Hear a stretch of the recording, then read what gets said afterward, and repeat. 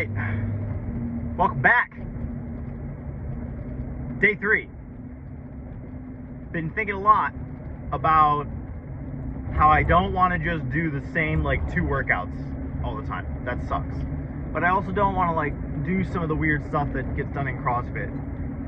So like sometimes a WOD has like something really gymnastic in it, and I don't want to scale it. Like I'm just like I don't want to do that movement. So I'm not gonna. So I'm gonna do like CrossFit Light, which is like all the same shit, but no like trying to be upside down and stuff. Like I just don't want to. So I realized like at home I have a hammer that like the handle got kind of messed up and I haven't used it, like a sledgehammer. And I go to a gym now that actually has a tire outside, so I really could do some like tire sledging again and some other calisthenics. And like I think they got various tires, like one of them's small enough that I could actually flip it, so I could like flip a tire, do some pull-ups, hammer, and like just do that at an even keel, right? Like not trying to do like this every minute on the minute thing necessarily all the time. But yeah, just take an even keel, like whatever is a decent number of reps at a really easy pace, and just go for like 15 minutes, 20 minutes. Because if I start off at an easy pace in the beginning, but ideally by the time I'm done, there will be a point where I'm done. There will be a point where I'm done, and that's just where I stop. But extending what that actual duration is out a little bit might be beneficial to me at this point in time.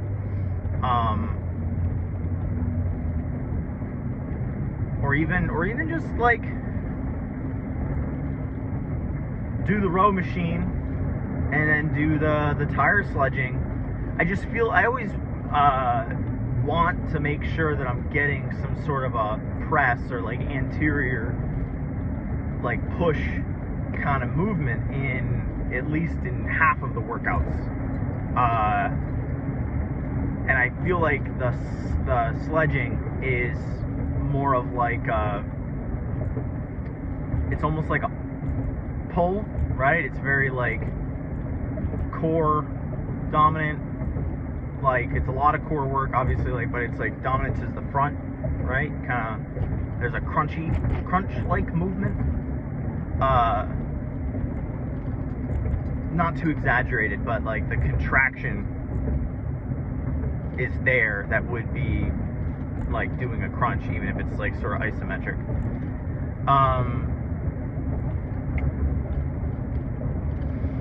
But yeah, so today is like another day of indecision. I'm not really sure what I want to do.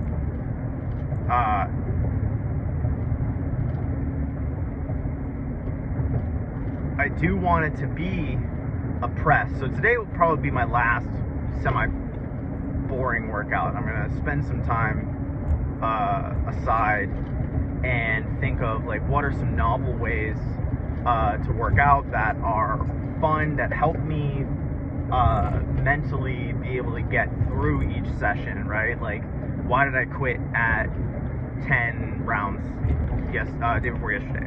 Why did I quit at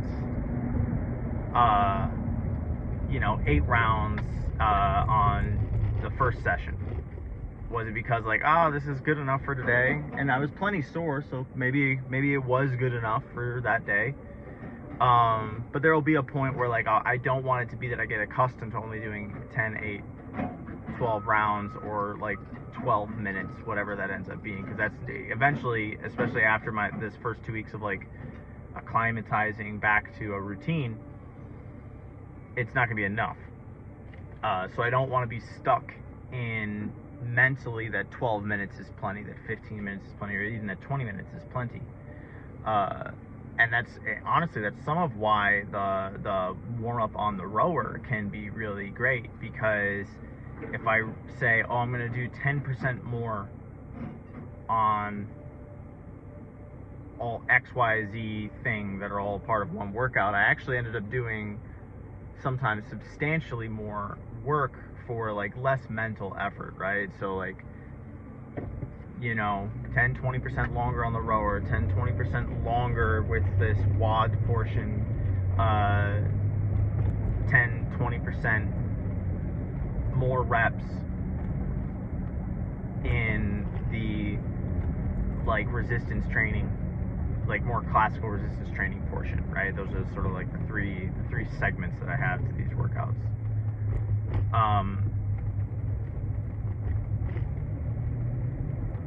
And that ends up being that the workout can extend to an hour and a half, maybe up to 2 hours, and maybe I'll find it less necessary to do the resistance training portion at the end once I can get my stamina up, that I can have the WOD portion be a meaningful duration. I'd like for the warm up and any sort of cardio portions and the WOD minus any mobility work that I do in the middle to be about 45 minutes. That would be ideal.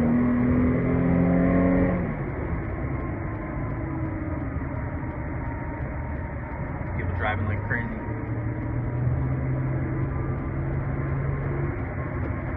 Anyway, so the ultimate goal is just to have enough conditioning that I can survive the amount of volume that I'll have in my hypertrophy and strength phases. And the in between the hypertrophy, in between the strength phase and my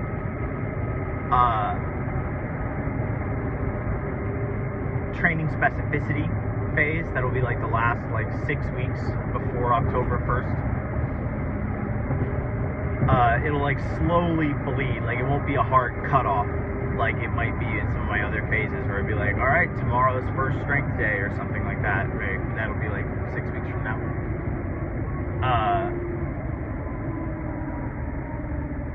It'll be sort of a slow bleed. The raw strength work will slowly transition to some keeping it in the fast twitch muscle fiber zone, right? That's 60 to 80% with high, decent velocity reps, right? So 60 to 80% of my 1 rep max, and the sets are as many reps as I can do without an appreciable sense of loss of velocity. So some days that may not be 80%, right? I may want to do 80%, but I may only get to 75%, and that's just is what it is. I have to stop, otherwise I'm not getting the adaptations that I want. I think this is why Olympic lifters end up getting so strong, just because of the way they structure their workouts. They end up staying within certain zones. Everyone kind of has an idea that you're not going to be able to lift the really heavy weight on the day if you're not lifting the sub-maximal weight with the necessary velocity, right? It's not like it's going to just stay the same speed no matter what weight you're lifting, and then one day you'll just be able to lift more weight. It might be true with bench press or deadlift or something like that, and even then I don't think it is. But maybe it's more dramatically observable with something like Olympic lifting. And a lot of my movements that I'll be doing for strongman will be technique and speed focused to get the heavy weights up than they are my actual static strength. And I think that's been the successful strategy for a lot of guys my size. just because they're able to. I don't know. There's something about like when you have too much mass, you just can't be quick with your own mass. Whereas like I'm not past that threshold, that limitation just yet. Or like I probably won't be. I'm 5'6". It's not gonna happen. And though I couldn't imagine being a 5'6" middleweight, make it all the way up to 220. I guess there's some 205 weight classes sometimes, like 90 or whatever 90 kilogram is. But I'll be in like the 80 kilogram, the 75 or 80 kilogram zone. There's some that are due like by pounds, and that's a little heavier. It's like 181 pounds, because I think 80 kilograms is like 175 pounds, right? So there's about a 6-pound swing. So the idea is to be a very bulky 175. So lean at 175 is ultimately the goal, which means that at this moment in time, before I'm done with this phase, I feel like I should be down to 170. And if I'm not, I don't know if it's because of the workouts. It's probably because of the diet, but I eat pretty low carb. The carbs I do eat are like good carbs. It's like fermented beets and junk like that. So really don't eat a lot of junk food. Just not really sure how to bring that down, except for like some straining calorie restriction. And I don't want to do like really hardcore calorie restriction. That would be so sad. So sad. But I know once I get the weight off with the way that I do eat, it'll be easier to keep it off. Be easier to move well. I think your recovery might be better because you got less load on your frame, right? So it might be 5-10 pounds, but that might make a difference. You ever put 10 pounds on your back and then try and do pull-ups? You do like half the number of pull-ups if you're not used to doing that kind of thing. They used to joke about that because I was in the Navy, right? They used to joke about that all the time, that the best way to increase your pull-ups, your reps on pull-ups, was to just lose weight. It wasn't like necessarily get better at pull-ups. It was just lose weight.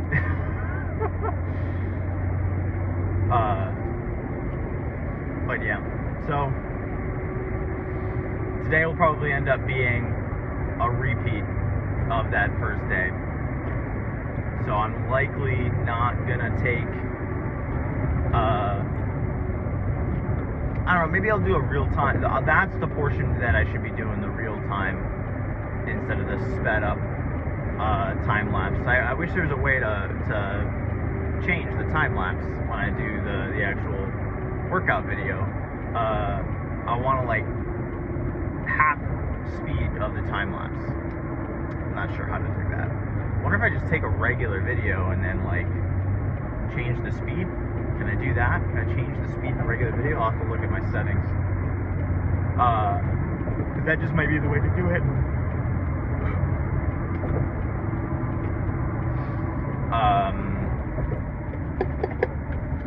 Yeah, so pull-ups, my hands kind of feel a little fatigued, so I don't even know if I'm going to be able to do that. Maybe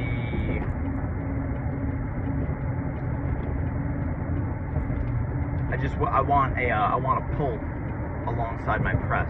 What are some alternate pulls? There's bent over row. Maybe I'll do a barbell. I'll do a barbell something today.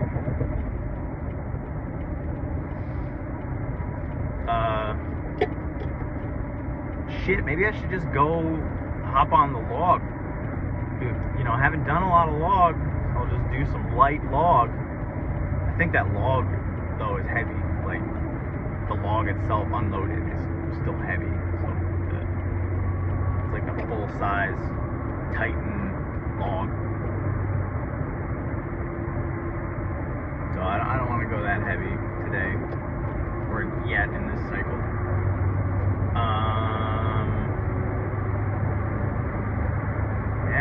good pull.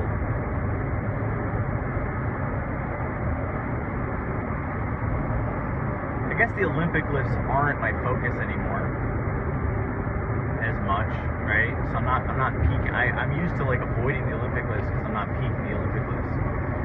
So maybe I will do some classic like Helen Fran kind of shit or whatever that is. I forget. But yeah, I might do some like I'll do like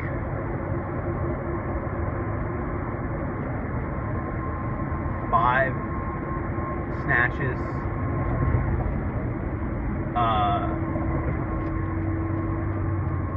that's kind of a pull, overhead stability, and dips, yeah, that sounds good. Snatch and dips, that's a combo right there. I like it.